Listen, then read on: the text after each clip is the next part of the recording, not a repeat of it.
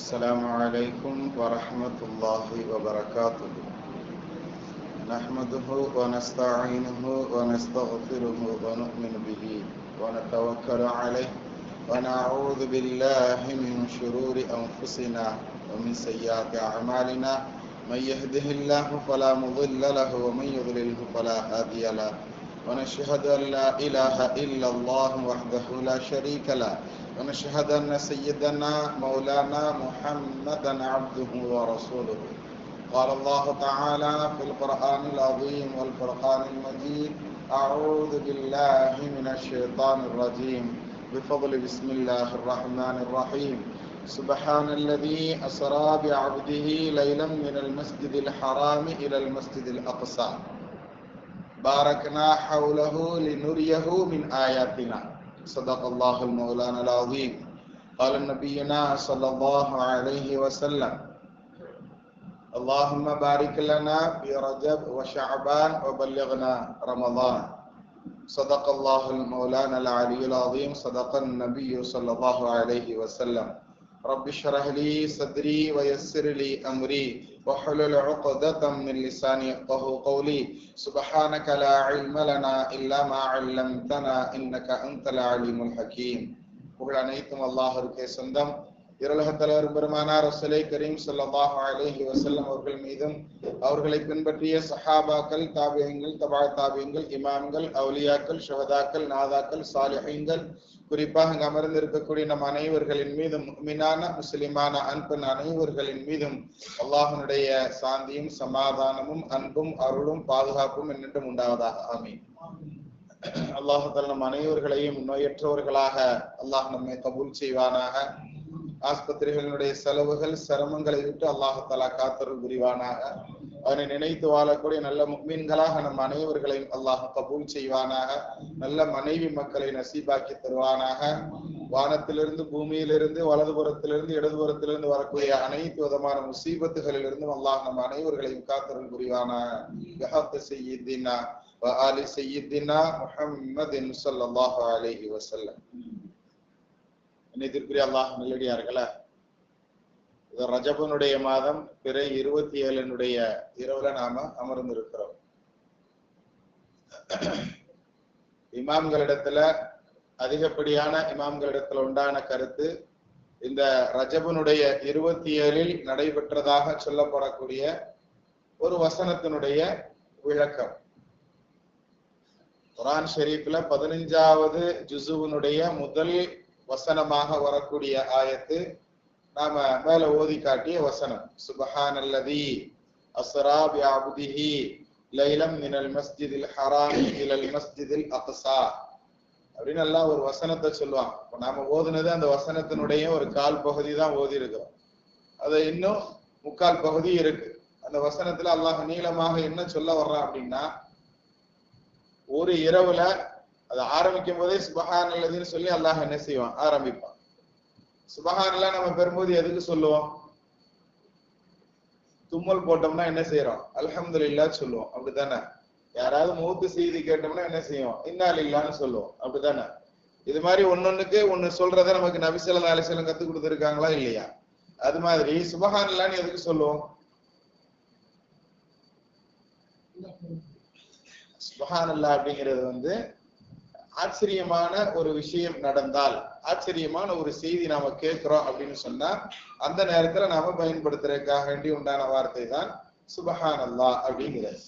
அப்ப ஆச்சரியமான ஒரு விஷயம்ங்கிறத அல்லாஹ் உணர்த்துறதுக்கு அந்த ஆயத்தினுடைய ஸ்டார்டிங்கே எப்படி ஆரம்பிக்கிறான்னா சுப்ஹானல்லதி அப்படின்னு அல்லாஹ் ஆரம்பிக்கிறான். சுப்ஹான் அப்படிங்கிற அந்த வார்த்தையை கொண்டு என்ன செய்கிறான், அல்லாஹ் ஆரம்பம் செய்வான். அந்த சுப்ஹான்ங்கிற அந்த ஒரு விஷயத்துக்கு என்ன செய்வாங்க பெருமக்கள்? அருமையான விளக்கங்களை சொல்லுவாங்க. சிலர்கள் இந்த காலத்திலையும் கூட என்ன செய்யறாங்கன்னு சொன்னா, அறிவியலோடு தீனுல் இஸ்லாத்தை எல்லா விஷயத்திலையும் கம்பேரிசன் பண்ணி நபி ஸல்லல்லாஹு அலைஹி வஸல்லம் அவர்கள் தங்களுடைய முழு உடலோடு செல்லவில்லை, கனவுல பார்த்ததான் நபி சொல்லி இருக்கிறாங்க அப்படின்னு கனவுதான் அப்படின்னு சொல்றாங்க.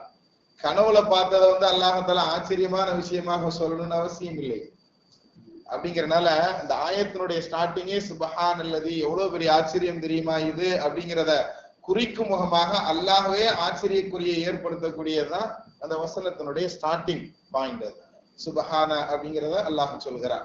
அந்த ஆயத்துல அப்படி என்ன சொல்ல வர்றா அப்படின்னு சொன்னா, ஒன்லைன் அப்படின்னு சொல்லுவாங்க பாருங்க.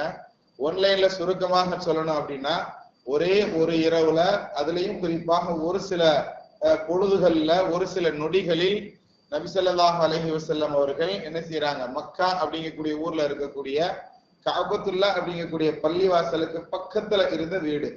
இப்பெல்லாம் அந்த வீடு இருக்கா இல்லையாங்கிறதெல்லாம் கேட்க கூடாது. ஏன்னா இப்ப எல்லாமே அதனை சுத்தி இருந்த எல்லா வீடுகளையும் என்ன செஞ்சுட்டாங்க, இடித்து விட்டு அந்த இடங்களை முழுவதும் கஅபத்துல்லாஹ் தான் என்ன செஞ்சு வச்சிருக்கிறாங்க, ஆக்கி வச்சிருக்கிறாங்க. சுற்றுச்சூழல் எல்லாமே அதுல நபி ஸல்லல்லாஹு அலைஹி வஸல்லம் அவர்கள் பிறந்த அந்த வீடு மட்டும்தான் இப்ப எப்படி இருக்கு, ஒரு நூலகமாக, ஒரு லைப்ரரியாக என்ன செஞ்சிருக்கிறாங்க, வச்சிருக்கிறாங்க. அபூஜஹல் வாழ்ந்த வீடும் அந்த ஹரமுனுடைய எல்லைக்குள்ளதான் இருக்கு.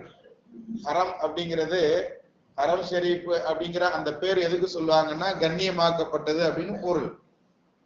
ஹராமாக்கப்பட்டது அப்படின்னு நம்ம சொல்றோம் இல்லையா, தடுக்கப்பட்டது அப்படிங்கிற அர்த்தமும் வரும். ஆனா முதல் அர்த்தம் கண்ணியம் அப்படிங்கிற பொருள் தான்.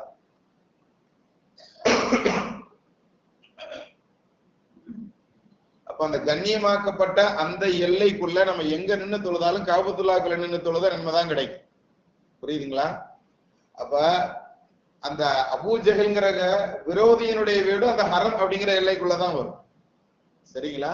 அப்ப அதுல நபியினுடைய உறவுக்கார பெண் அப்படின்னு சொல்லி அவங்களுடைய உறவு முறையும் சொல்றாங்க. குப்பி அப்படிங்கிற முறையும் வரும், அத்தை அப்படிங்கிற முறை வரும் என்பதாக சொல்றாங்க. அந்த பெண்மணியினுடைய வீட்டுல நபி ஸல்லல்லாஹு அலைஹி வஸல்லம் அவர்கள் இருந்த நேரத்துல ஏற்பட்ட நிகழ்வு.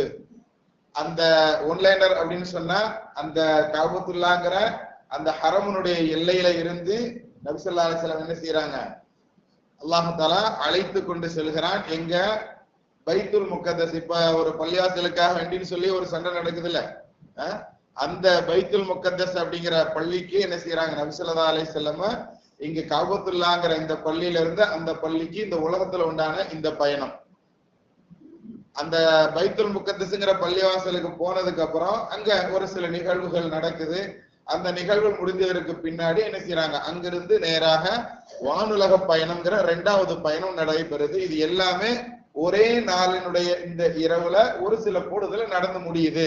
அப்படிங்கிறதுனால தான் இதுக்கு அஸ்ராபி அப்திஹி, தன்னுடைய அடியார அல்லாஹ் தஆலா அழைச்சிட்டு போனா, அப்படி அழைச்சிட்டு போனது எதுக்கு தெரியுமாங்கிறத அல்லாஹ் என்ன செய்யறான், அடுத்தடுத்து காரணங்களை சொல்லுவான்.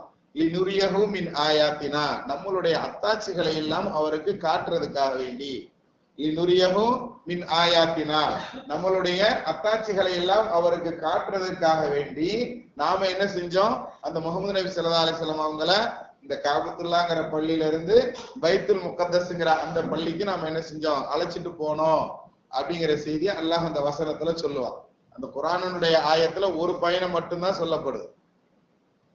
எந்த பயணம்? இந்த உலகத்தில் நடந்த இந்த கஅபத்துல்லாஹ்ல இருந்து அந்த பைத்துல் முகத்தஸ்ங்கிற பள்ளிவாசலுக்கு போன அந்த பயணம் மட்டும்தான் அந்த வசனத்தினுடைய அந்த அரை பகுதியில என்ன செய்யப்படுகிறது, சொல்லப்படுகிறது. அதுக்கு அடுத்து உண்டான நிகழ்வுகளை எல்லாம் புகாரி, முஸ்லிம் போன்ற பெரிய பெரிய ஹதீஸ் கிதாபுகள்ல நமக்கு என்ன செய்யப்படுது, அதுக்கு அடுத்து என்ன நடந்துச்சுங்கிறத நமக்கு என்ன செய்யப்படுது, ஹதீஸ் கிதாபுகள்ல சொல்லப்படுது.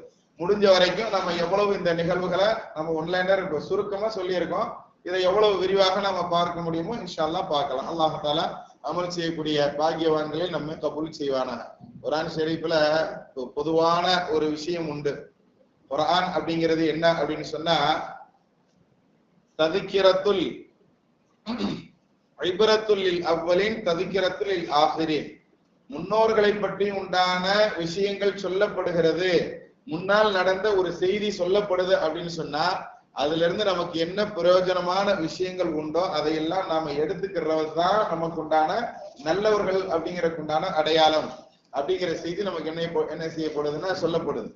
அந்த அடிப்படையில குர்ஆனுடைய இதே ஒரு நிறைய வரலாறுகள் சொல்லப்படும், குர்ஆன்ல நிறைய நபிமார்களை பத்தி சொல்லப்படும். எந்த விஷயங்கள் சொல்லப்பட்டாலும் அதுல இருந்து நமக்கு என்ன பிரயோஜனம், நமக்கு என்ன படிப்பினை அப்படிங்கறதுதான் நோக்கம். அதுல இருந்து நமக்கு என்ன படிப்பினை அப்படிங்கறத நாம் தெரிந்து கொள்வது, நாம் எடுத்துக்கொள்வது என்பதுதான் நமக்கு உண்டான முக்கியமான படிப்பினை. நபி ஸல்லல்லாஹு அலைஹி வஸல்லம் அவர்கள் என்ன செய்யறாங்க, இந்த நிகழ்வுகளை பத்தி சொல்ல ஆரம்பிக்கும் போது எப்பொழுதுமே நபி ஸல்லல்லாஹு அலைஹி வஸல்லம் ஃபஜ்ர் தொழுதுக்கு அப்புறம் என்ன செய்வாங்களா, பின்னால திரும்பி அமர்ந்து என்ன செய்வாங்க, மக்களுக்கு ஏதாவது கேட்பாங்க தோழர்கள்ட்ட. இன்னைக்கு என்ன, யாராவது எதுவும் தகவல் தேவையா, அல்லது யாராவது ஏதாவது கனவு பார்த்தீங்களா அப்படிங்கிற மாதிரி என்ன செய்வாங்க, ஏதாவது விஷயங்களை நபி ஸல்லல்லாஹு அலைஹி வஸல்லம் சஹாபாக்கள்கிட்ட பேசுவாங்க.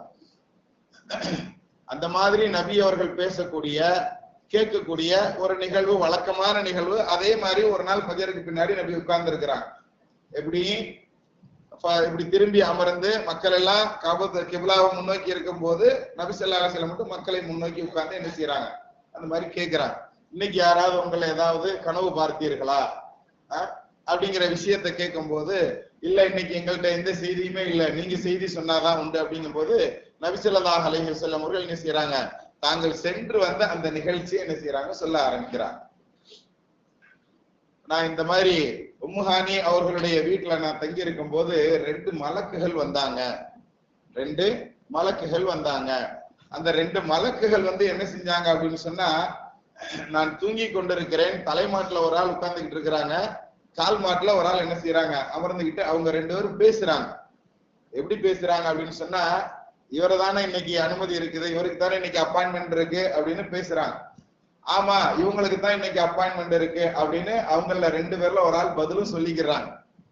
பேசிக்கிட்டே இருக்கும்போது சரி நம்ம வந்த வேலையை ஆரம்பிக்கலாம் அப்படின்னு சொல்லி நபி ஸல்லல்லாஹு அலைஹி வஸல்லம் அவர்களுடைய நெஞ்சில என்ன செய்யறாங்க, நெஞ்சை பிளந்து அவர்களுடைய இதயம் எடுக்கப்பட்டு அந்த இதயம் என்ன செய்யப்படுகிறது, ஜம்சம் நீரால் கழுகப்படுகிறது என்ற தகவல் உண்டு ஹதீஸ் கிதாபுகள்ல. எல்லாம் புகாரில தான் வருது. அறிவுக்கு ஏத்துக்கிறத மட்டும்தான், என்னுடைய அறிவு ஒத்துக்கொள்வதை மட்டும்தான் நான் எடுத்துக்கொள்வேன் அப்படிங்கிறவங்க இதுலயே அவுட் ஆயிடுவாங்க. இப்ப இந்த காலம் எவ்வளவோ டெக்னாலஜி நிறைஞ்ச காலம். அந்த ஆக்சிஜன் இந்த ஆக்சிஜன் மூக்கள் எல்லாம் மாட்டி ஒரு சின்ன ஆபரேஷனுக்கு என்ன செஞ்சிடும், நம்ம போட்டு படாத பாடுபடுத்தி எடுத்துருவோம், அப்படித்தானே? ஆனா அந்த காலத்துல எந்த ஒண்ணுமே இல்லை. நபி ஸல்லல்லாஹு அலைஹி வஸல்லம் அவங்க என்ன செஞ்சிருக்கிறாங்க, இதயத்தை பிளந்தார்கள். அவர்களுடைய இதயம் ஜம்சம் நீரால் கழுகப்பட்டது. அதற்கடுத்து அவர்கள் கொண்டு வந்த ஏதோ ஒரு பொருளை எடுத்து அந்த இதயத்துக்குள்ள போட்டு அந்த இதயத்தை மூடினார்கள். அது ஹிக்மத் என்பதாக என்ன செய்யப்படுது ஹதீஸ்கள்ல. ஹிக்மத் என்ற ஞானம், ஹிக்மத்னா தமிழ்ல சொல்றது ஞானம் அப்படின்னு தான் சொல்ல முடியும். அந்த விஷயத்தை என்ன செஞ்சாங்க, அந்த கல்புக்குள்ள வச்சு அந்த இதயத்துல வச்சு மூடப்பட்டது. திரும்ப அது உடலோட வைத்து என்ன செய்யப்பட்டது, மூடப்பட்டதுங்கிற செய்தி அந்த ஹதீஸ்ல வரும். இது இந்த நேரத்துல மட்டும்தான் நடந்திருக்கான்னு சொன்னா, நபி ஸல்லல்லாஹு அலைஹி வஸல்லம் அவர்கள் சிறு விராயத்தில் இருக்கும் போதும் ஒருக்கா நடந்திருக்கு. அதே மாதிரி நபி ஸல்லல்லாஹு அலைஹி வஸல்லம் அவர்கள் நபித்துவம் கிடைக்க பெறக்கூடிய அந்த நேரத்திலும் நடந்ததாக நமக்கு என்ன செய்யப்படுது. மொத்தம் 3 வேளைகளில் இது போன்று நபி அவர்களுக்கு இதயம் பிளக்கப்பட்டு அந்த இதயம் சுத்தம் செய்யப்பட்டு, நெஞ்சு பிளக்கப்பட்டு, அதுல இருந்து இதயம் எடுக்கப்பட்டு சுத்தம் செய்யப்பட்டு திரும்ப உள்ள வச்சு என்ன செய்யப்பட்டிருக்கு. 3 முறை இது போன்று செய்யப்பட்டு இருக்கிற. சிறு பிள்ளையில விளையாண்டுகிட்டு இருக்கும் போது ஹலீமா மாட்ட பால்குடியினுடைய காலம் அது. அந்த நேரத்துல என்ன செஞ்சிருக்கிறாங்க, அதான் கிட்டத்தட்ட ஒரு 6 வயது வரைக்கும் ஹலீமா அம்மா அவர்கள்ட்ட தான் என்ன செஞ்சாங்க, நபி ஸல்லல்லாஹு அலைஹி வஸல்லம் வளர்ந்தாங்க. பால்குடி காலம் எத்தனை வருஷம், நம்ம மார்க்கம் சொல்லி தர்றது 2 வருஷம் தான். 24 மாதங்கள் மட்டுமே பால்குடியினுடைய காலம், ஒரு குழந்தைக்கு பால் புகட்ட வேண்டிய காலம். அப்ப அந்த காலத்தையும் தாண்டி நபி ஸல்லல்லாஹு அலைஹி வஸல்லம் அவங்க கிட்டத்தட்ட 6 வயது வரைக்கும் ஹலீமா அம்மாவுடைய வளர்ப்புல தான் இருந்தாங்க. ஏன்னா அந்த சமூகத்தினர்கள் அந்த அரபி பேசக்கூடிய விஷயங்கள் ரொம்ப மரியாதையாக பேசக்கூடியவர்களா. ஹலீமா அம்மாவுடைய அந்த ஊர்க்காரங்க, அந்த சமூகத்தினர்கள் அரபியை ரொம்ப தெளிவா சுத்தமா பேசக்கூடியவங்கிறதுனால அங்கேயே வளரணும் அப்படின்னு சொல்லி நபியினுடைய பாட்டனாரனுடைய விருப்பம் அது. அதனால 6 வயது வரைக்கும் என்ன செஞ்சாங்க, அங்கதான் என்ன செஞ்சாங்க, ஹலீமா மட்டும் வளர்ந்தாங்க. அப்ப அந்த சிறு விராயத்துல அவர்கள் ஓடி திரிந்து கொண்டிருந்த நேரத்துல என்ன செய்யப்பட்டது, ஒரு பையன் அவங்க கூட விளையாண்டு கொண்டிருந்த ஒரு சிறுவர் என்ன செய்யறாரு, ஹலீமா அம்மாட்ட சொல்றாங்க, இந்த மாதிரி 2 பேர் வந்தாங்க, முகம்மத படுக்க வச்சாங்க ஸல்லல்லாஹு அலைஹி வஸல்லம், இந்த மாதிரி கத்தி வச்சு விளையாட்டுக்கு செய்யற மாதிரி நடந்த விஷயத்த விளையாட்டு போன்று என்ன செய்யறாங்க, ஹலீமா அம்மாட்ட சொல்றாங்க. ஹலீமா அம்மாவும் அவர்களுடைய கணவர் என்ன செய்யறாங்க, பயந்து போய் விழுந்தடிச்சு பார்த்தா நபி ஸல்லல்லாஹு அலைஹி வஸல்லம் என்ன எந்திரிச்சு நடந்து வந்துகிட்டு இருக்கிறாங்க சிறு விராயத்துல. என்ன அப்படின்னு கேட்கும் போது, குழந்தைக்கு ஒண்ணும் அந்த அளவுக்கு பேச தெரியாது இல்லையா, என்ன நடந்துச்சுங்கும் போது அவங்க முகம்லாம் வேர்த்து இருக்குது. பார்த்த உடனே நெஞ்சில பார்த்தா என்ன, அந்த ஆபரேஷன் செய்த மார்க்கு அவர்களுக்கு அந்த குழந்தையினுடைய பருவத்திலேயே இருந்திருக்கு. அதுல இருந்து ரொம்ப கேர்ஃபுல்லா என்ன செஞ்சாங்க, ஹலீமா அம்மா பாத்துக்கிட்டாங்க. அதே மாதிரி நபித்துவத்தினுடைய நேரத்துல, அதே மாதிரி இந்த மெஹராஜினுடைய நேரத்துல என்பதாக என்ன செய்யப்படுது, 3 நேரங்கள் நமக்கு குறிப்பிட்டு சொல்லப்படுகிறது நபி அவர்களுக்கு நடந்த இந்த ஹார்ட் ஆபரேஷன் அப்படிங்கிறது. சரி, இப்ப இந்த மாதிரி உண்டான ஒரு சூழல்ல நபி ஸல்லல்லாஹு அலைஹி வஸல்லம் அவர்களுடைய அந்த என்னுடைய இதயத்தை எடுத்து இந்த மாதிரி சுத்தம் செஞ்சாங்க. சுத்தம் செஞ்சு உள்ள வச்சு ரெடி, இப்ப ரெடி ஆயிட்டாங்க அப்படின்னு என்னைய எழுப்புனாங்க. நான் எழுந்தேன். இந்த மாதிரி என்ன செஞ்சாங்க, உங்களுக்கு உண்டான அழைப்புகள் இருக்கு அப்படின்னு சொல்லி என்னை என்ன செஞ்சாங்க, அழைச்சிட்டு போனாங்க அப்படிங்கிற செய்தி. அதுல இருந்து நபி ஸல்லல்லாஹு அலைஹி வஸல்லம் என்ன செய்யறாங்க, அந்த நிகழ்வுகளை தொடர்றாங்க. இப்ப அங்க இருந்து என்ன செய்யப்படுகிறது, நபி அவர்களை அழைச்சிட்டு போறதுக்காக ஒரு வாகனம் கொண்டு வரப்பட்டது. சிலர்கள் உங்களுடைய பைக்ல எழுதி வச்சிருப்பாங்க அல் புராக் அப்படின்னு சொல்லி, அதாவது என்னுடைய வாகனம் புராக் அப்படின்னு சொல்றாங்களா. சிலர்கள் என்ன செய்யறாங்க, அந்த அதாவது நம்ம ஆஜியார் கூட இன்னைக்கு சொன்னாங்க, மெஹராஜ்ல நடந்தது என்னவோ அதை அப்படியே மக்களுக்கு இன்னைக்கு முழுசா தெரியப்படுத்துங்க அப்படின்னு சொல்லி இருந்தாங்க. இப்ப அந்த வாகனத்தினுடைய பெயர் புராக். புராக்னா அது நம்ம இந்த காலத்துல நினைக்கிற மாதிரி ஜெட்டு அப்படின்னு நீங்க நினைச்சுக்கிட வேண்டாம். ஜெட்டு மாதிரி உண்டான வாகனம் அப்படின்னு நம்மளுடைய கற்பனை போயிட வேண்டாம். அது கிட்டத்தட்ட பறவை போன்ற குதிரை மாதிரியும் இருக்கும், அதே சமயத்துல அதற்கு ரெக்கைகள் இருப்பது போன்று உண்டான ஒரு சூழல். அப்ப அந்த புராக் அப்படிங்கக்கூடிய வாகனம் அதனுடைய ஸ்பெஷலே என்ன அப்படின்னு சொன்னா தஃசீர்கள் எழுதுறாங்க, தங்களுடைய பார்வையினுடைய எண்டு எவ்வளவு தூரம் பார்க்குமோ அவ்வளவு தூரம் ஒரு எட்டு எடுத்து வைக்குமா நடையில. அது பறக்கும் போது இப்ப எப்படி இருக்கும் அதனுடைய இமேஜ் அப்படிங்கிற ஒரு கற்பனைக்காக நான் உங்களுக்கு சொல்கிறேன். ஹதீஸ் கிதாபுகள்ல வந்திருக்கக்கூடிய விஷயம். அப்ப இதை நம்ம கண்ணால பார்க்கணுமா நம்பணுமா அப்படிங்கறதெல்லாம் நம்ம எப்படி இது பண்றோம், நான் பார்த்தா தான் நம்புவேன் அப்படின்னு சொன்னா இப்லீஸ் இருக்கிறான் அப்படின்னு சொல்லி நம்ம என்ன செஞ்சிருக்கிறோம், குர்ஆன்ல இருக்கு, ஹதீஸ்கள்ல இருக்கு. நான் பார்த்தா தான் நம்புவேன்னா இப்லீஸ பார்க்க முடியுமா என்ன? முடியாது. சில விஷயங்கள் நம்பித்தான் ஆகணும். அதே மாதிரி இப்ப கரண்ட் இருக்கு, சுவிட்ச் போட்டோடனே ஃபேனு ஓடுது, லைட் எரியுது, இல்ல கரண்ட நான் கண்ணால பார்த்தா தான் சொல்லி தொட்டுதான் பார்க்க முடியும். தொட்டுதான் யார் பார்க்க முடியுமா? அது மாதிரி சில விஷயங்கள் என்ன, அல்லாஹ் குர்ஆனுடைய முதல் வசனத்தினுடைய முதல் ஆயத்திலேயே அல்லாஹ் ரொம்ப தெளிவா நமக்கு என்ன செய்வான், உணர்த்துவான். எப்படின்னா யுமினூன பில் கைபி, முஃமின்கள்னா யாரு தெரியுமா? முஃமின்கள்னா யாருன்னா கைபு, மறைவான விஷயத்தையும் என்ன செய்வாங்க, ஏத்துக்கிடுவாங்க. எல்லாத்துக்கும் கமெண்ட் கொடுத்துக்கிட்டே இருக்க மாட்டாங்க அப்படிங்கிற விஷயத்த அல்லாஹ் நமக்கு என்ன செய்யறான், பதிய வைக்கிறான். மறைவான விஷயங்கள் நம்மளுடைய அறிவே ஏற்றுக்கொள்ளாவிட்டாலும் சில மறைவான விஷயங்கள் உலகத்துல இருக்கத்தான் செய்யுது. அந்த விஷயங்களையும் ஏற்றுக்கொள்பவர்கள் தான் முஃமின்கள் அப்படிங்கிறத 2வது வசனத்திலேயே அல்லாஹ்தால ரொம்ப தெளிவாக சொல்லி தருவான் கண்ணியத்திற்குரியவர்களை. அதனால சில விஷயங்கள் ஹதீஸ் அப்படின்னு நம்ம சொல்றோம்னு சொன்னா அதை அப்படியே ஏத்துக்கிற பக்குவத்துல வரணும். குர்ஆன் அப்படின்னு சொல்லி நம்ம சொல்றோம்னா அந்த விஷயங்களை நாம் மறுக்க கூடாது. அப்படி மறுத்தா நம்ம குற்றவாளி மட்டுமல்ல, நம்ம திரும்ப களிமா சொல்லணுங்கிறத ஞாபகத்துல வச்சுக்கோங்க. ஏன்னா குர்ஆனுடைய விஷயங்கள் ஒண்ணு சொல்லப்படுதுங்க போது அதுல நமக்கு சந்தேகங்கள் வரக்கூடாது. சந்தேகம் இல்லாமல் நாம் ஏற்றுக்கொள்ளணும். ஏன்னா அதுதான் குர்ஆனுக்கு நாம் கொடுக்கக்கூடிய முக்கியமான மரியாதை அப்படிங்கறத நம்ம முதல்ல கவனத்துல எடுத்துக்கிறோம். சரி, அப்ப நபி ஸல்லல்லாஹு அலைஹி வஸல்லம் என்ன செய்யறாங்க, அந்த பயணத்தை தொடர்ந்தார்கள். அவங்க அந்த புராக் அப்படிங்கக்கூடிய அந்த ஹதீஸ்ல வரக்கூடிய அந்த வாகனம் இருக்கிறதுலயே நோஞ்சானாக இருந்த வாகனம், ரொம்ப வயது மூத்த வாகனம், ரொம்ப அதாவது ரொம்ப வயசாயிருச்சுன்னு சொன்னா ரொம்ப பலகீனமா இருக்கும் இல்லையா, அது மாதிரி உண்டான ஒரு வாகனமா இருந்தது. எப்ப நபி ஸல்லல்லாஹு அலைஹி வஸல்லம் அவர்களை அழைச்சிட்டு போறதுக்காக அது தயாராச்சோ அதுல இருந்து அதனுடைய சுறுசுறுப்பு கட்டுக்கடங்காமல் ஆகிருச்சு. அதை எப்ப நபி ஏறி உட்கார்ந்தாங்களோ அது இளவட்டத்தை போன்று ஆகிவிட்டது என்பதாக சொல்றாங்க. இது இந்த வாகனத்துக்கு மட்டுமில்ல, ஹலீமா அம்மா நபி ஸல்லல்லாஹு அலைஹி வஸல்லம் பால் குடிக்காண்டி வாங்கிட்டு போறதுக்காண்டி குழந்தையாக இருக்கும் போது வருவாங்களாம்.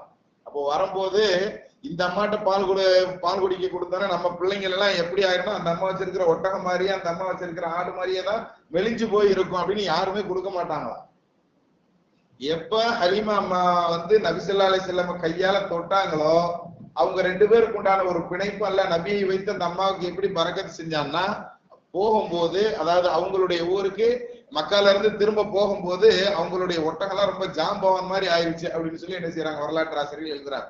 அவங்களுடைய ஆடுகள் எப்பொழுதுமே மடிகணத்தோடு இருக்குமாம், அந்த அளவுக்கு எல்லாம் மாறிடுச்சுங்கிறத நமக்கு என்ன செய்யறாங்க வரலாற்று ஆசிரியர்கள் குறிப்பிட்டு எழுதுறாங்க.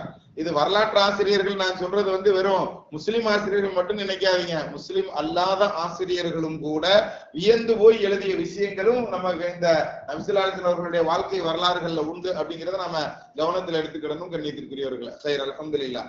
அப்ப அந்த புராக்குங்கிற வாகனத்துல ஏறி என்ன செய்யறாங்க, தங்களுடைய பயணத்தை தொடர்றாங்க. அப்படி தொடரக்கூடிய நிகழ்வுகள்ல போற எங்க இருந்து எங்க போறாங்கன்னு நம்ம சொன்னோம், மக்காங்கிற காபத்துல்லாங்கிற பள்ளிவாசல்ல இருந்து ஜெருசலத்துல இருக்கக்கூடிய அந்த பைத்துல் முகத்தஸ் அப்படிங்கக்கூடிய அக்ஸா அப்படின்னு குர்ஆன்ல அல்லாஹ் சொல்றான். அந்த அக்ஸாங்கிற பள்ளிக்கு என்ன செய்யறாங்க, அந்த பயணத்துல அழைச்சிட்டு போறாங்க. அப்படி போகக்கூடிய நேரத்துல கூட வரக்கூடியது ஜிப்ரைல் அலைஹிஸ்ஸலாம் என்பதாக நமக்கு என்ன செய்யப்படும், ஹதீஸ்கள்ல சொல்லி தரப்படும். அப்ப அந்த ஜிப்ரைல் அலைஹிஸ்ஸலாம் என்ன செய்யறாங்க, அழைத்து கொண்டு போகும்போது சில விஷயங்கள் எல்லாம் காட்டுறாங்க. குர்ஆன் ஷரீஃப்ல ஒரு 2 இடங்கள் உண்டு. அந்த 2 இடங்கள் 2 வசனங்கள்ல ஒரு வசனம் மூசா அலைஹிஸ்ஸலாமை பார்த்து அல்லாஹ் தஆலா ரொம்ப புகழ்ந்து சொன்னான். மூசா நபியை பார்த்து, அதாவது மூசா நபியை ஈமான் கொண்ட ஒரு சிறு கூட்டத்தினர்கள், அவர்கள் எப்பொழுதுமே ஈமானோடு இருப்பார்கள், அவர்கள் வழி தவற மாட்டார்கள் அப்படின்னு சொல்லி அவங்களை பத்தி அல்லாஹ் ரொம்ப சிலாகித்து சொன்ன ஒரு வசனம் குர்ஆன் ஷரீஃப்ல வரும். அப்ப வபில் கௌமி மூசா உம்மத்துன் யஹ்தூன பில் ஹக்கி வபிஹி யஅதிலூன், அவங்க வழி தவறவே மாட்டாங்க, அந்த வழியில நேர் வழியிலேயே அவர்கள் இருப்பார்கள்னு மூசா நபியை கொண்டு ஈமான் கொண்ட ஒரு கூட்டத்தினர்களை பற்றி அல்லாஹ் ரொம்ப சிலாகித்து சொல்லுவான். அந்த வசனத்தை ஓதும் போது நபி ஸல்லல்லாஹு அலைஹி வஸல்லம் ரொம்ப வருத்தமாக இருக்குமா. என்ன வருத்தம் அப்படின்னு சொன்னா, நம்ம சமூகத்துல இப்படி ஒரு கூட்டத்தை பத்தி அல்லாஹ் சொல்லலையே குர்ஆன்ல அப்படின்னு நபி ஸல்லல்லாஹு அலைஹி வஸல்லம் அவர்களுக்கு ரொம்ப ஒரு ஆதங்கம் இருக்குமா. அப்ப அப்படிப்பட்ட ஆதங்கத்துல அந்த வசனங்கள் இறங்கிய அந்த நேரங்கள், அந்த ஆதங்கம் எல்லாம் நபியினுடைய மனதுல இருக்கக்கூடிய அந்த சூழல்லையே இந்த இந்த பயணத்துல அந்த நிகழ்வுகள் எல்லாம் நபியினுடைய உள்ளத்துல ஓடிக்கிட்டு இருக்கிறத உணர்ந்து அல்லாஹ் என்ன செய்யறான், அந்த மூசா நபி அந்த சமூகத்தை சொன்னா பாருங்க, அந்த சமூகம் எங்கு வாழ்கிறார்களோ அந்த புராக் அங்க போகுது. இவங்களை பத்தி தான் இந்த வசனத்துல அல்லாஹ் சொன்னதுங்கிறத என்ன செய்யறாங்க, ஜிப்ரீல் அலைஹிஸ்ஸலாம் என்ன செய்யறாங்க, எடுத்து சொல்றாங்க. அப்படி எடுத்து சொல்லக்கூடிய அந்த நிகழ்வு, அப்ப அந்த இடத்துல இறங்குறாங்க நபி ஸல்லல்லாஹு அலைஹி வஸல்லம். நபியை பார்த்து மூசா அலைஹிஸ்ஸலாம் அவர்களை ஏற்றுக்கொண்ட அந்த சமூகத்தினர்கள் வழியே தவற மாட்டாங்க, நேர் வழியின் மீதே இருப்பார்கள் அல்லாஹ் யாருக்கு சர்டிபிகேட் கொடுத்தானோ அவங்க நபியை பார்த்தா சும்மாவா இருப்பாங்க சொல்லுங்க. இப்ப நபியை பார்த்த உடனே என்ன செய்யறாங்க, மூசா அலைஹிஸ்ஸலாம் சொன்ன அந்த விஷயங்கள் எல்லாம் வரும். தௌராத்துல எப்படி வந்திருக்கு, இதற்கு முன்னால் உண்டான வேதங்கள்ல அஹ்மத் என்ற பெயருடைய முகம்மது வருவாருங்கிற செய்தி, இதற்காக வேண்டிதான் இதற்குண்டான நபிமார்கள் எல்லாம் அனுப்பப்பட்டார்கள்ங்கிறத கூட குர்ஆன் ஷரீஃப் சொல்லும். அப்ப நம்ம நபி இறுதி நபியாக முகம்மதுங்கிற பெயருடைய அஹ்மதுங்கிற பெயருடைய ஒருவர் வருவாருங்கிறத உறுதிப்படுத்தும் முகமாகத்தான் எல்லா நபியும் சொன்ன ஒரு வாக்குறுதி தான் அது. அப்ப அப்படிப்பட்ட விஷயத்த மூசா அலைஹிஸ்ஸலாம் தங்களுடைய அதிலையும் வழி தவறாத ஒரு சமூகத்துக்கு சொல்லாம இருந்திருப்பாங்களா. நபியை பார்த்த உடனே என்ன செஞ்சாங்க, எல்லாரும் வந்து தீனுல் இஸ்லாத்தை ஏத்துக்கிட்டாங்க. மூசா அலைஹிஸ்ஸலாமுடைய மார்க்கத்தை ஏற்றுக்கொண்டு இருந்தவர்கள் எப்ப நம்ம முஹம்மது நபி ஸல்லல்லாஹு அலைஹி வஸல்லம் பாக்குறாங்களோ அப்ப நம்ம நபியை ஏத்துக்கிட்டு தான் ஆகணும். அது மாதிரி நம்ம நபி ஸல்லல்லாஹு அலைஹி வஸல்லம் அவர்கள் வாழ்ந்து கொண்டிருந்த அந்த காலத்தில் நடந்த நிகழ்வு அது. அப்ப அந்த நேரத்துல அல்லாஹ் என்ன செஞ்சா, இது மாதிரி ஒரு வசனம் என்னுடைய உம்மத்தை புகழ்ந்து இல்லையேன்னு நபி அவர்கள் வருத்தப்பட்டார்கள் பாருங்க. அந்த அந்த வருத்தத்தை போக்கும் முகமாக அல்லாஹ் என்ன செஞ்சா, திரும்ப ஒரு வசனத்தை அந்த இடத்துல கொடுத்தான். நபியே, உங்களுடைய சமூகத்திலும் அந்த கூட்டத்தினர்கள் இருக்கிறாங்க, வழியே அவர்களும் தவற மாட்டார்கள் அப்படிங்கிற செய்தி அல்லாஹ். எப்ப நம்ம நபியை பார்த்து அவர்கள் கையை பிடிச்சு தீனுல் இஸ்லாத்துக்குள்ள வந்துட்டாங்களோ அவர்களுடைய பாரம்பரியத்திலிருந்து அந்த சமூகம் இன்று வரைக்கும் இருந்து கொண்டே இருக்கும் அப்படிங்கிறது அந்த வசனம் நமக்கு சொல்லி தரக்கூடிய செய்தி. அந்த வசனத்தினுடைய தஃப்சீர்கள்ல நமக்கு என்ன செய்வாங்க, இமாம்கள் நிறைய செய்திகளை சொல்லி தருவாங்க. கண்ணியத்திற்குரியவர்கள் சரி, அல்ஹம்துலில்லாஹ். அப்ப அந்த சமூகத்தினர்கள் எப்படி வழி தவறாத நேர்வழியிலேயே இருப்பாங்களோ அது போன்று நம்ம நபியை அவங்க ஏத்துக்கிட்டதுனால, நம்ம நபியினுடைய தீனுல் மார்க்கத்துக்குள்ள அவங்க வந்துட்டதுனால அந்த சமூகம் இப்ப யாருக்கு சொந்தமாயிருச்சு, உங்களுக்கு சொந்தமாயிருச்சு.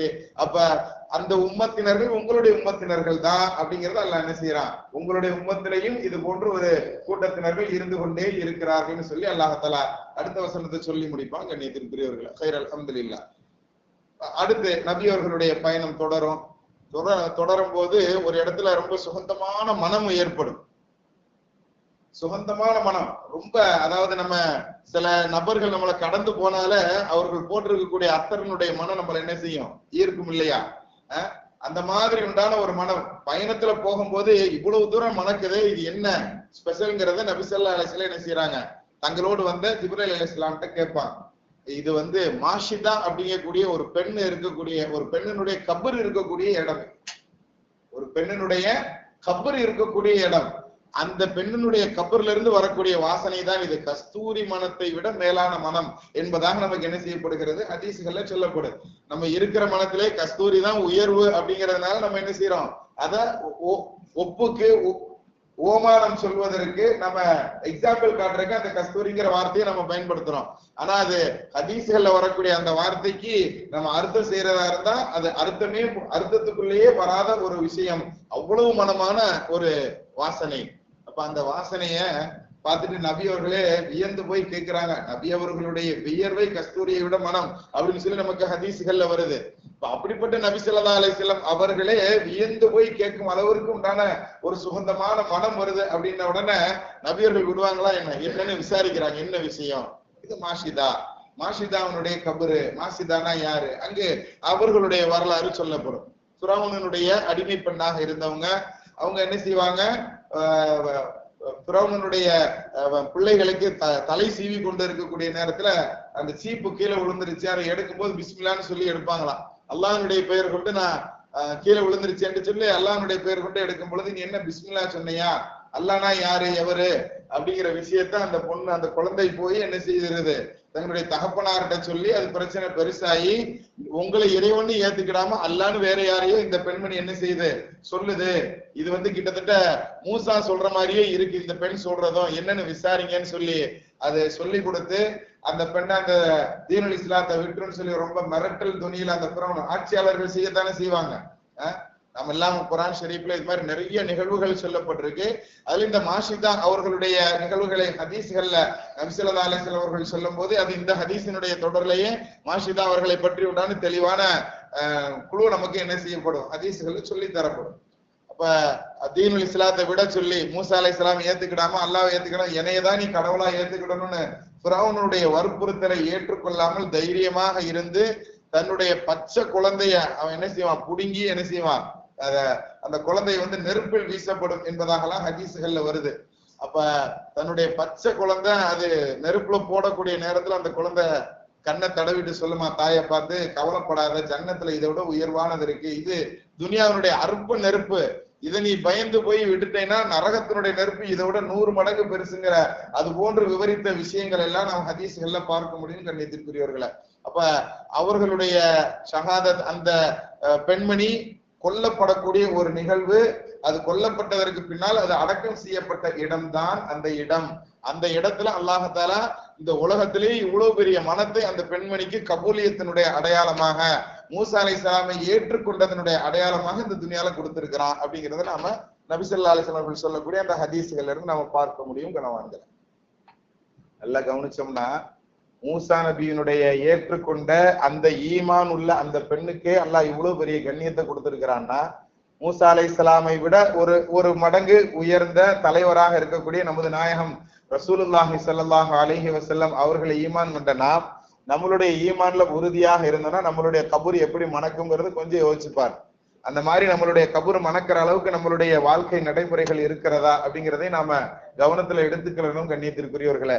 ஒரு அடிமை பெண்ணாக இருந்த ஒரு பெண்ணினுடைய ஈமானுடைய பலம் அது நபி அவர்களையே ஈர்த்திருக்கிறது அப்படின்னு சொன்னா, நமது நாயகத்தையே ஈர்த்திருக்கிறது அப்படின்னு சொன்னா, நமது நாயகத்தின் மீது உண்டான அந்த ஈமான்ல நாம எவ்வளவு பக்காவா இருந்தோம்னா நம்மளுடைய கபர் எப்படி இருக்குங்கிறத கொஞ்சம் யோசிச்சு பாருங்க. கபரினுடைய வாழ்க்கைக்காக வேண்டிய நாம் தயாரிக்க வேண்டிய, சேமிக்க வேண்டிய எவ்வளவோ விஷயங்கள் இருக்கிறது.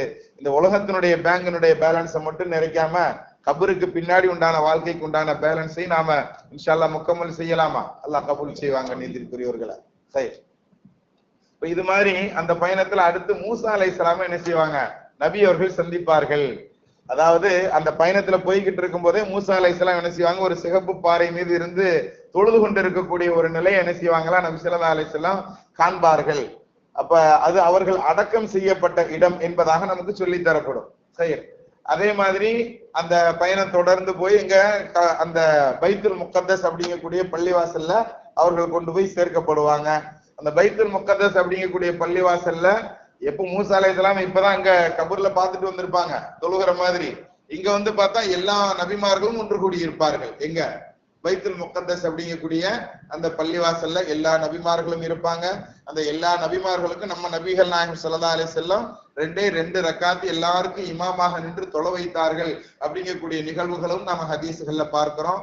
அந்த தொழுகையினுடைய நிகழ்வுகள் முடிந்ததற்கு பின்னால் நபி அவர்களுக்கு என்ன செய்யப்படும், ஒரு தட்டுல இப்ப நமக்கு எப்படி எல்லாம் டீ கொடுத்தாங்க இல்லையா, டீயும் இன்னொன்னு என்ன பிஸ்கட் கொடுத்தாங்களா, அது மாதிரி தொழுகை முடிஞ்ச உடனே என்ன செய்யப்படுது, நபி அவர்களுக்கு 3 கிண்ணங்களில் 3 பாத்திரங்களில் 3 விதமான பொருட்கள் கொடுக்கப்பட்டது. தண்ணீர் கொடுக்கப்பட்டது, பால் கொடுக்கப்பட்டது, தேன் கொடுக்கப்பட்டது.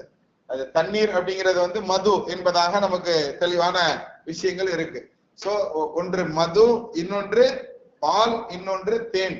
இந்த 3ம் கொண்டு வந்து கொடுக்கப்பட்டது. நபி ஸல்லல்லாஹு அலைஹி வஸல்லம் என்ன செஞ்சாங்க, பாலை தேர்ந்தெடுத்தார்கள். நடுவுல இருந்த பாலை தேர்ந்தெடுத்த உடனே அப்ப ஜிப்ரீல் அலைஹிஸ்ஸலாம் சொன்னதாக நபி ஸல்லல்லாஹு அலைஹி வஸல்லம் சொல்றாங்க, நீங்கள் நடுநிலையை தேர்ந்தெடுத்து கொண்டீர்கள், உங்கள் உம்மத்து சீக்கிரமா வழித வர மாட்டாங்கிற செய்திய அந்த இடத்துல பதிந்ததாக நமக்கு.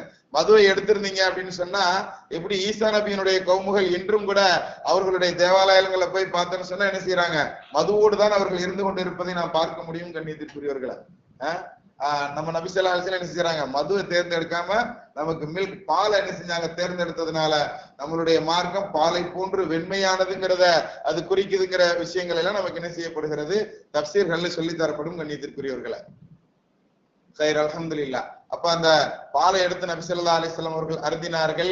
அப்ப அந்த இடத்துல இருந்து நபிமார்கள்ட்ட ஒவ்வொருத்தர்கள்ட்டையும் ஒவ்வொரு விஷயங்களை கேட்டு அவங்கள்ட்ட சில ஆலோசனைகள் எல்லாம் பெற்றுக்கொண்டதாகவும் நமக்கு என்ன செய்யப்படுகிறது, சொல்லி தரப்படும். சரி, அதனை அடுத்து அங்க ஒரு பாறை ஒன்று உண்டு. இப்ப கூட நம்ம கூகுள்ல போட்டு பார்த்தோன்னு சொன்னா தெரியும், ராக் அப்படின்னு சொல்லி அந்த பாறைக்கு ஏதோ ஒரு பேர் சொல்றாங்க இங்கிலீஷ்ல, நமக்கு இங்கிலீஷ்ல பேரு தெரியல. அந்த கூகுள்ல போட்டோன்னு சொன்னா அந்த பாறையோ அல்லது நபியோர்கள் தொலை வைத்த அந்த பள்ளியோ எந்த இடம்ங்கிறது தெரியாதபடி மக்கள் கன்ஃபியூஸா இருக்கணுங்கிறக்காண்டி பெரிய சுவர்கள் போன்று பெரிய பள்ளிவாசல் போன்று அந்த சிறு பள்ளி எங்க நபி தொலை வச்சாங்களோ அது மாதிரி உண்டான இடத்தை பெருசா மாடுலேஷன் பண்ணி என்ன செஞ்சு வச்சிருக்கிறாங்க, வெளியெல்லாம் கட்டி வச்சிருக்கிறாங்க.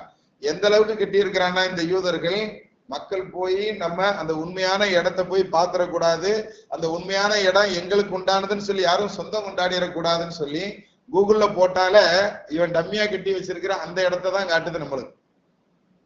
உண்மையான இடம் அங்க நேரடியாக ஜியாரத்துக்கு போறவங்க ஆன்மீக சுற்றுலா அப்படின்னு சொல்லி ஜியாரத்துன்னு ஏற்பாடு பண்றாங்க.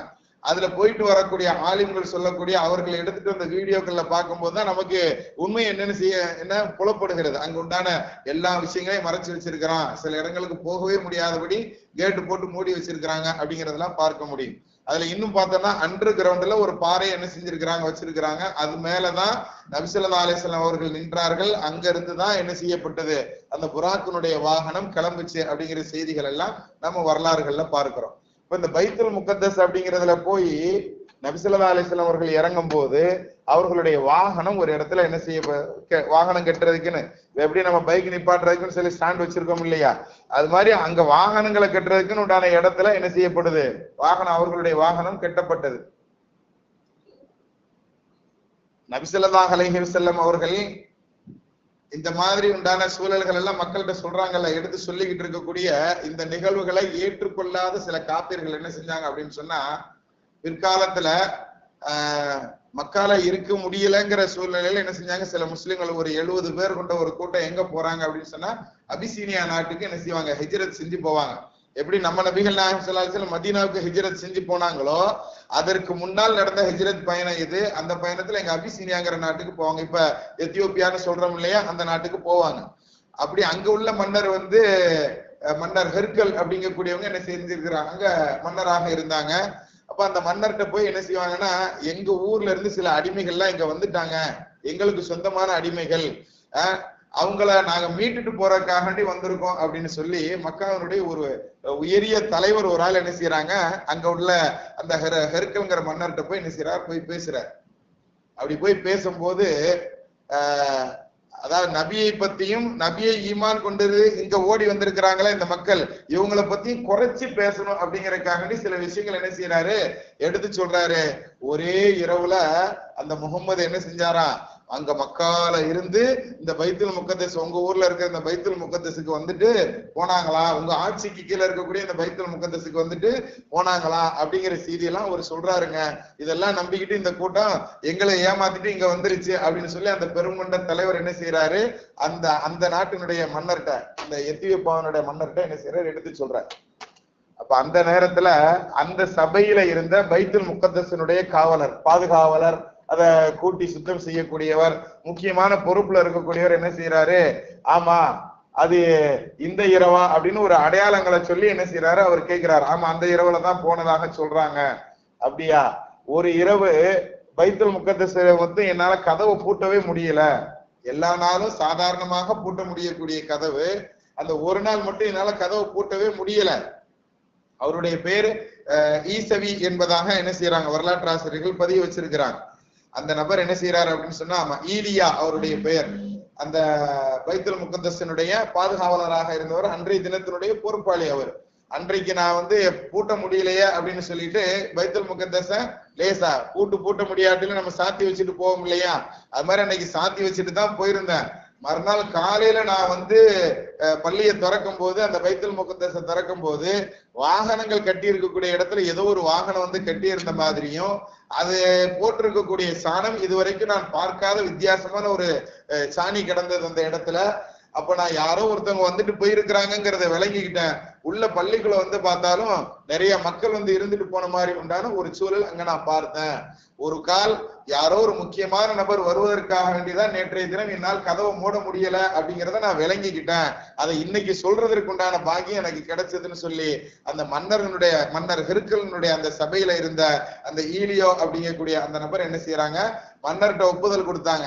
எதுக்காண்டி இந்த நிகழ்ச்சிய, அதாவது மக்கள்கிட்ட, அதுலயே அந்த மன்னரை சுத்தி இருக்கக்கூடிய மக்கள்கிட்ட முகமது நபியும் அவர்களை சார்ந்து இங்க வந்திருக்கக்கூடிய இந்த நபர்களும் பொய்யானவர்களும் நிரூபிக்கிறதுக்காக என்ன செஞ்சாரு, மக்காவுடைய தலைவர் இது மாதிரி எடுத்து சொன்னாரு. ஆனா அதையே அல்லாஹ்தாலா எப்படி மாத்தி கொடுக்கறான்னா, அந்த சபையில இருந்த அவர்களை சார்ந்த நபர்களை என்ன செய்யறாங்க, ஆமா இது உண்மைதான்னு சொல்லி அதற்கு அன்றைய தினத்துல பாதுகாவலாக இருந்தா நான் அதுக்கு சாட்சி சொல்றேன்னு சொல்லி அந்த மனிதர் சாட்சியாக கொடுத்தார் என்பதை நாம வரலாறுகள்ல பார்க்க முடியும் கண்ணியத்திற்குரியவர்களை.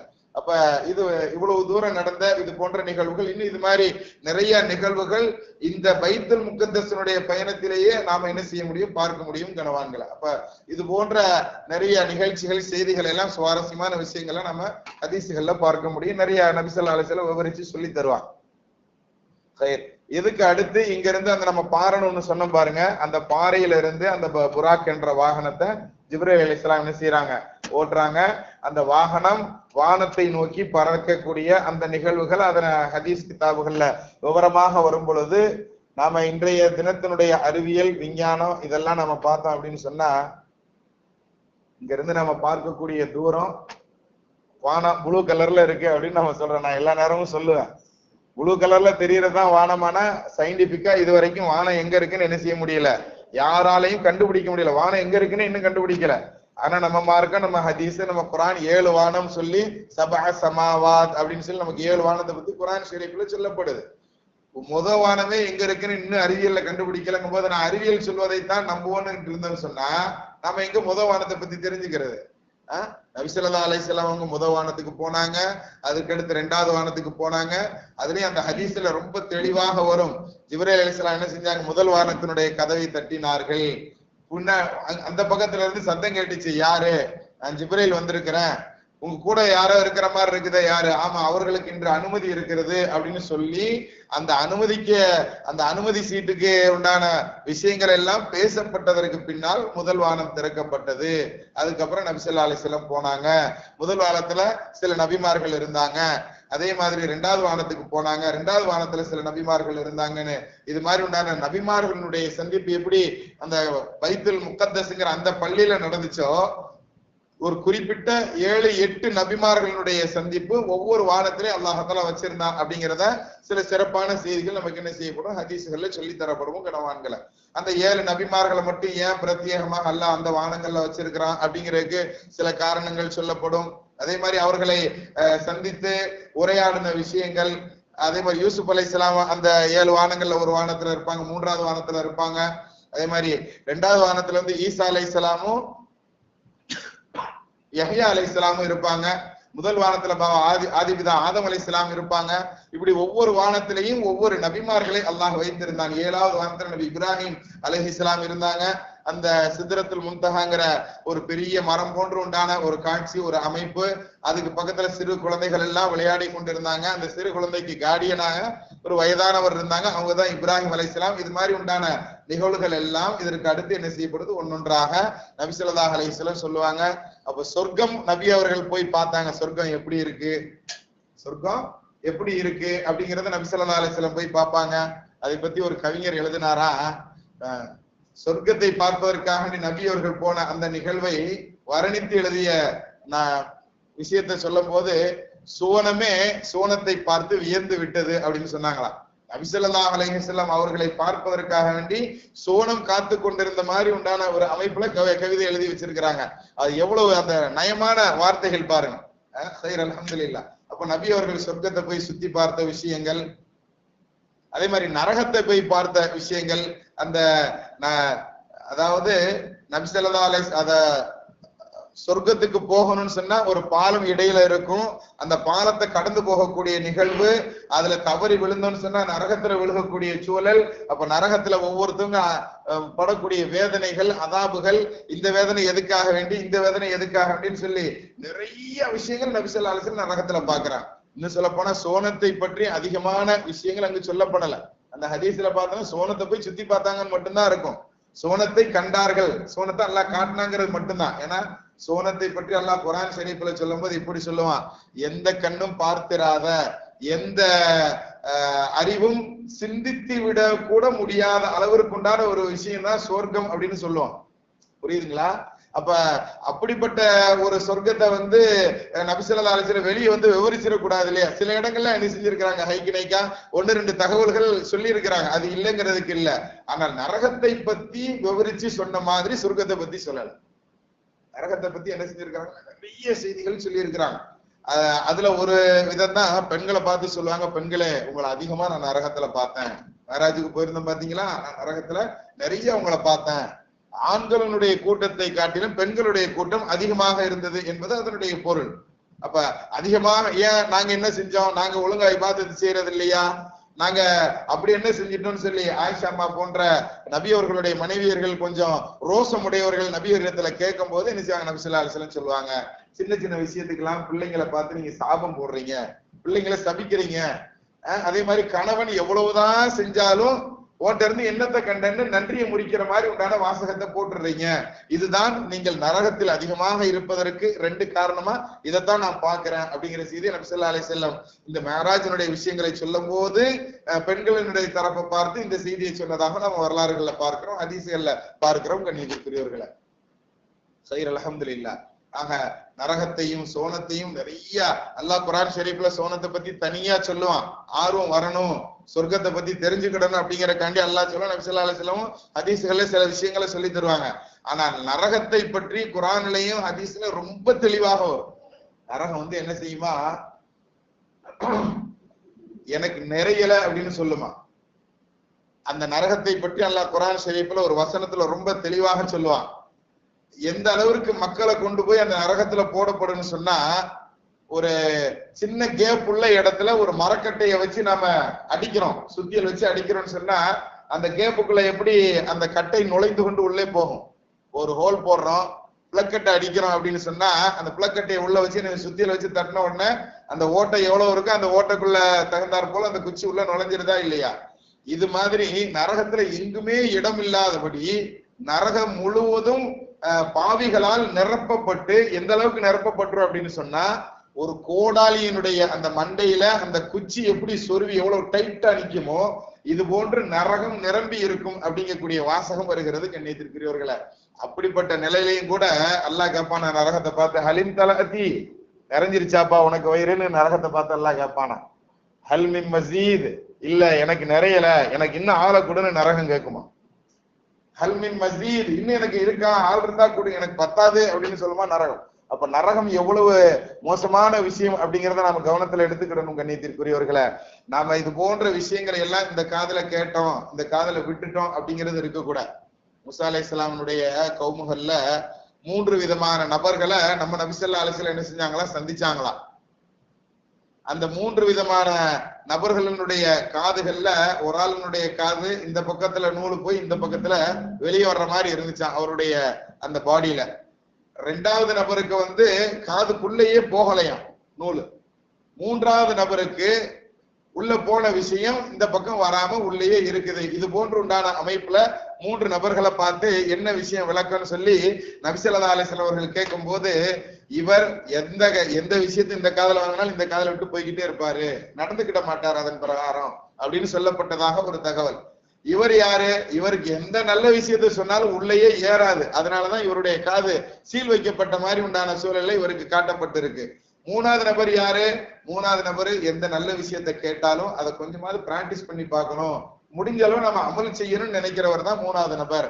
அது மாதிரி நபர்களை நம்ம ஆகலாமா? நம்ம எந்த விஷயத்தை கேட்டாலும் நம்ம அமல் செய்யக்கூடிய பண்புகள் நம்மளுடைய வாழ்க்கையில வரணும். இந்த மேராஜ்ல ஒவ்வொரு வானத்திலையும் ஒவ்வொரு நபிமார்கள் இருந்தாங்க, ஒவ்வொருத்தங்களையும் நம்ம நபி ஸல்லல்லாஹு அலைஹி வஸல்லம் சந்திச்சாங்கன்னு வரும்போது 50 நேர தொழுகை கொடுக்கப்பட்டது இந்த மேராஜ்ல தான். அல்லாஹ் தஆலா தன்னுடைய அரிஷ்ல இருந்து நேரடியாக அமர்ந்து கொண்டு அல்லாஹ் தஆலா என்ன செஞ்சா, கிஃப்டாக கொடுத்த விஷயம். நம்ம தொழுகையில ஓதுறோமே அத்தஹியாத்துன்னு சொல்லி, அத்தஹியாத்து உடல் ரீதியான காணிக்கைகள் அனைத்தும் அல்லாஹ்வே லில்லாஹி உனக்குத்தான். அத்தஹியாத்துக்கு அப்புறம் என்ன சொல்லுவோம்? லில்லாஹி அப்படின்னு சொல்லுவோம். என்னுடைய காணிக்கைகள் அனைத்துமே ரப்பே உனக்குத்தான். அந்த காணிக்கைகள் எப்படி இருந்தாலும் சரி, அது என்னுடைய உடலின் வாயிலாக வந்த என்னுடைய உழைப்பாக இருந்தாலும் சரி, அல்லது பொருள் ரீதியாக இருக்கக்கூடிய எந்த காணிக்கைகளாக இருந்தாலும் ரப்பே அது உனக்குத்தான் சொந்தம் சொல்லி நபி ஸல்லல்லாஹு அலைஹி வஸல்லம் இப்படி சொல்லிதான் அல்லாஹ்வை நேரடியாக சந்தித்தார்கள் என்பதாக நம்ம ஹதீஸ் கிதாபுகள்ல பாக்குறோம். கண்ணியத்திற்குரியவர்களே, அந்த வாசகம் அல்லாஹ்க்கு ரொம்ப பிடிச்சதுனாலயோ என்னமோ தெரியல, ஒவ்வொரு தொழுகையிலையும் அத்தஹியாத்துல நாம என்ன செய்யறோம், அதை நாம ஓதுறோம். ஒஸ்ஸலவாத்து ஒத்தய்யிபாத்து, சலாத்தும் தய்யிபாத்து அப்படின்னு 2 வார்த்தையும் அந்த அத்தஹியாத்துல நாம ஓதுவோம். சலாத்துங்கிறத கொண்டு நோக்கம் வெறும் தொழுகை அப்படின்னு மட்டும் இல்லாம, சலாத்துங்கிறதுக்கு அந்த இடத்துல இமாம்கள் நமக்கு பெருங்குண்ட விளக்கம் தருவாங்க. உடல் ரீதியாக செய்யக்கூடிய அனைத்து விதமான இபாதத்துகள் வணக்கங்களும் சலாத் என்பதுல அடங்கும்.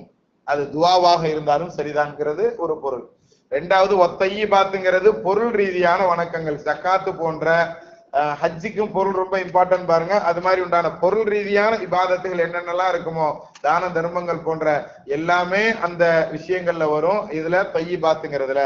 ஆக உடல் ரீதியாக இருக்கக்கூடிய இந்த இபாதத்தாக இருந்தாலும் சரி, பொருள் ரீதியாக இருக்கக்கூடிய இந்த இபாதத்தாக இருந்தாலும், இது அனைத்து காணிக்கைகளும் ரப்பே நான் உனக்காண்டி தான் செய்யறேன், உனக்காண்டி நான் எல்லாத்தையும் சமர்ப்பிச்சுட்டேன், உனக்கு நான் சரண்டர் ஆயிட்டேன் அப்படின்னு சொல்ற விஷயம் தான் நம்ம அத்தஹியாத்துல ஓதக்கூடிய.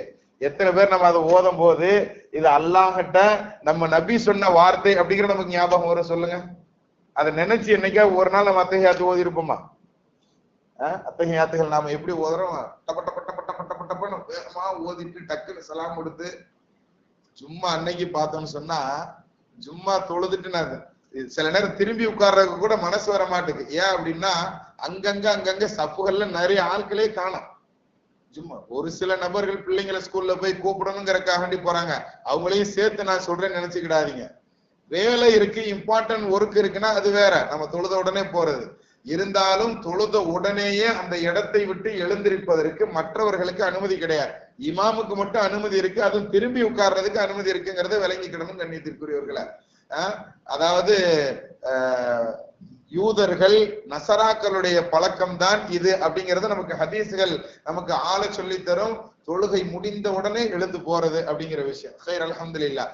ஆக இது போன்ற தொழுகை அப்படிங்கிறது நமக்கு நேரடியாக அல்லாஹ்தால நமக்கு கொடுத்த பாக்கியம் தான் இது. இந்த மேராஜ்ல கொடுத்தான். இந்த ஒவ்வொரு நபிமார்களை சந்திச்சதுல 50 நேர தொழுகையை குறைக்கிறதுக்கு ரொம்ப உதவுனது 5வது வானத்துல இருந்த மூசா அலைஹிஸ்ஸலாம்ங்கிறது நம்ம வரலாறுகளை ரொம்ப நாம அடிக்கொருக்கா கேள்விப்பட்ட நிகழ்வுகள்ல ஒன்று. 7வது வானத்துல இருந்த இப்ராஹிம் அலைஹிஸ்ஸலாம் என்ன செய்யறாங்க அப்படின்னு சொன்னா, நம்ம நபியை பார்த்த உடனே நம்ம நபிக்கு சலாம் சொல்லுவாங்க. சலாம் சொல்லிட்டு என்னுடைய அஸ்ஸலாமு அலைக்கும் அப்படிங்கக்கூடிய இந்த சலாம உங்களுடைய உம்மத்துகளுக்கு நீங்க சொல்லுங்கன்னு நபி ஸல்லல்லாஹு அலைஹி வஸல்லம் அவர்களிடத்துல இப்ராஹிம் அலைஹிஸ்ஸலாம் பேசிய ஒரு நிகழ்வும் ஹதீஸ் கிதாபுகள்ல காண கிடைக்கும். கண்ணியத்திற்குரியவர்களே, இப்ராஹிம் அலைஹிஸ்ஸலாம் சொன்ன சலாம நபி ஸல்லல்லாஹு அலைஹி வஸல்லம் அந்த மறுநாள் ஃபஜ்ர்ல இப்ராஹிம் அலைஹிஸ்ஸலாம் உங்களுக்கு எல்லாம் சலாம் சொல்லி இருக்கிறாங்க அப்படிங்கிற சொல்லக்கூடிய அந்த நிகழ்வை கேட்கிறாங்க சஹாபாக்கள் எல்லாம். கேட்ட உடனே சஹாபாக்கள்கிட்ட நபி அவர்கள் சொல்றாங்க, நீங்க எல்லாம் பதில் சொல்லுங்க இப்ராஹிம் அலைஹிஸ்ஸலாம்னு சொல்லுவாங்க. அப்ப இப்ராஹிம் அலைஹிஸ்ஸலாமுக்கு நபி ஸல்லல்லாஹு அலைஹி வஸல்லம் அவங்க பதில் சொல்லணும் அப்படிங்கிறதையும் நமக்கு என்ன செஞ்சாங்க, சொல்லி கொடுத்தாங்க. எப்பெல்லாம் இந்த ஹதீஸை பத்தி விளக்கம் சொல்லக்கூடிய பெருமக்கள் சொல்லுவாங்க, இந்த ஹதீஸை நம்ம எப்பெல்லாம் கேட்கிறோமோ அப்ப இப்ராஹிம் அலைஹிஸ்ஸலாமுக்கு வலைக்கும் அஸ்ஸலாம் யா இப்ராஹிம் சொல்லி இப்ராஹிம் அலைஹிஸ்ஸலாமுக்கு நம்ம பதில் சொல்றது நம்ம மேல கடமை, வாஜிபு அப்படிங்கறதை நமக்கு சொல்லி தருவாங்க. எல்லாரும் ஒருக்கா இப்ராஹிம் அலைஹிஸ்ஸலாம் வலைக்கும் ஸலாம் சொல்லலாமா? அல்லாஹ் தஆலா நம்மளுடைய சலாமை அவர்களுக்கு எத்தி வைப்பானாக. கைர். அது மாதிரி அவர்கள் அந்த சொன்ன சலாம் அந்த அதாவது சொர்க்கத்துல உயர்ந்த சொர்க்கமாக இருக்கக்கூடிய 7வது வானத்துல இந்த சிதறத்துல் முன்தஹான அல்லாஹ்வுடைய அரிஷுக்கு அருகாமையில் இருக்கக்கூடிய அந்த இடத்துல இருந்துகிட்டு இப்ராஹிம் அலைஹிஸ்ஸலாம் சமூகமான நம்மளுக்கு என்ன செஞ்சிருக்கிறாங்க, நம்மளை மறக்காம நம்மளுக்கு சலாம் சொல்லி இருக்கிறாங்க அப்படிங்கக்கூடிய அந்த வியப்பின் காரணத்தினாலதான் நாம என்ன செஞ்சுக்கிட்டு இருக்கிறோம்னு சொன்னா ஒவ்வொரு தொழுகையிலும் இப்ராஹிம் அலைஹிஸ்ஸலாமுக்கு நாம என்ன செய்யறோம், ஸலவாத் சொல்றோம். இப்படி அத்தஹியாத்துக்கு அப்புறம் நம்ம என்ன ஓதுவோம், தரூதே இப்ராஹிம் ஓதுவோம். அதுக்கு பேரே பாருங்க தரூதே இப்ராஹிம், அதுக்கு பேரு தரூதே இப்ராஹிம். ஏன்னா இப்ராஹிம் அலைஹிஸ்ஸலாம் மீது நாம என்ன செய்யறோம், புகழ்றோம் அப்படிங்கிற விஷயம் தான் அந்த தரூதே இப்ராஹிம்ங்கிறதுனுடைய அர்த்தம். அதுல பார்த்தோன்னா அல்லாஹும்ம ஸல்லி அலா முஹம்மதின் வ அலா ஆலி முஹம்மதின் கமா ஸல்லைத அலா இப்ராஹிம வ அலா ஆலி இப்ராஹிம. அது எப்படி நாம துஆ செய்யறோம்னா, ரப்பே எங்க நபியின் மீது நீ என்ன செய், ஸலவாத் செய். அதே மாதிரி எங்க நபியினுடைய குடும்பத்தினர்கள் மீது நீ ஸலவாத் செய். எப்படி தெரியுமா, இப்ராஹிம் நபியின் மீதும் இப்ராஹிம் நபியினுடைய குடும்பத்தினர்கள் மீதும் நீ ஸலவாத் செய்ததை போன்று எங்க நபிக்கு நீ ஸலவாத்தை கொடு அப்படின்னு நாம துஆ செய்யறோம். இது நம்ம எத்தனை நாள் நம்ம ஒவ்வொரு நாளும் தொழுகிறோம் தானே. எத்தனை நபர்கள் நம்ம இதை உணர்ந்து நம்ம ஸலவாத் சொல்லி இருக்கிறோம். என்னைக்காவது ஒரு நாள் உணர்ந்து சொல்லுவோமா? அதை உணர்ந்து சொல்லணுங்கிறதுனாலதான் நம்ம என்ன செய்யறோம், இது மாதிரி நேரங்களில் இப்படிப்பட்ட முதாக்கராக்களை நம்ம என்ன செய்யறோம், ஏற்பாடு செய்திருக்கிறோம். கண்ணியத்திற்குரியவர்களை, அப்ப அந்த நன்றி கடனாக எந்த நன்றி கடன் சொல்லி நமக்கு இமாம்கள் மென்ஷன் பண்ணுவாங்கன்னு சொன்னா, ஜன்னத்துல இருந்துகிட்டு அதுவும் உயர்வான ஒரு இடத்துல இருந்துகிட்டு நமக்கு அந்த இப்ராஹிம் அலைஹிஸ்ஸலாம் சலாம் சொல்லி அனுப்புனதுனால நம்ம நபி அதுக்கு நன்றி, அதாவது பிரதி உபகாரம் அப்படின்னு சொல்லுவாங்க பாருங்க, வஃபா அப்படின்னு அதுல அரபியில சொல்லுவாங்க பெயர். நபிட்ட ஒரு என்ன ஒரு நல்ல பழக்கம்னா, யார்கிட்ட எந்த உதவி வாங்கினாலும் அதற்கு கைமாறாக உதவி செய்யாம விடவே மாட்டாங்களாம். அது நம்ம நபியினுடைய பழக்கம். அப்ப உயர்ந்த இடத்துல இருந்து இப்ராஹிம் அலைஹிஸ்ஸலாம் நமக்கு சலாம் சொல்லி அனுப்புனதுனால அவங்களுக்கு நம்ம ஒவ்வொரு தொழுகையிலையும் நாம சலாம் சொல்லணுங்கிற அந்த வார்த்தை உண்டான அந்த அர்த்தம் புரிந்த விஷயத்தை தான் நமக்கு என்ன செஞ்சிருக்கிறாங்க, ஒவ்வொரு தொழுகையிலையும் நம்ம தரூதே இப்ராஹிம்ங்கிற பேர்ல ஓதிக்கிட்டு இருக்கிறோம். கண்ணியத்திற்குரியவர்களை, இப்ப இதுக்கு அடுத்து நபி ஸல்லல்லாஹு அலைஹி வஸல்லம் என்ன செய்வாங்க, நீங்க தொழுகையில இதற்கு அடுத்து நீங்க உங்களுக்கு என்ன தேவையோ அதை கேட்டுக்கோங்கன்னு சொல்லுவாங்க. இதற்கு அடுத்து நம்ம தொழுகையில நமக்கு என்னென்ன தேவைகள் உண்டோ அதை எல்லாத்தையும் கேட்கலாம். இப்ப தொழுகையில நமக்கு உண்டானதை கேட்கலாம் அப்படின்னு அஜித்து சொல்லிட்டாங்களேன்னு நம்ம மனசுல படுறது எல்லாத்தையும் நம்ம இஷ்டத்திற்கு கேட்டுக்கிடலாமான்னா அதுல சட்டங்கள் இருக்கு. அதுக்கு ஹதீஸ்களுடைய விளக்கங்கள்லாம் நம்ம இன்ஷா அல்லாஹ் இன்னொரு நாளைக்கு தெளிவாக பார்க்கலாமா? அல்லாஹ் தஆலா உண்மையை விளங்கி அமல் செய்யக்கூடிய பாக்கியவான்களை நம்மை கபூல் செய்வானாக. இது போன்ற விஷயங்களை நாம் கேட்கிறோம் அப்படின்னு சொன்னா அதுல இருந்து நல்ல படிப்பினைகளை பெற்றுக் கொள்ளக்கூடிய பாக்கியவான்களில் அல்லாஹ் நம்மை கபூல் செய்வானாக. பிஹக்கி சய்யிதினா வ ஆலி சய்யிதினா முஹம்மதின் ஸல்லல்லாஹு அலைஹி வஸல்லம்.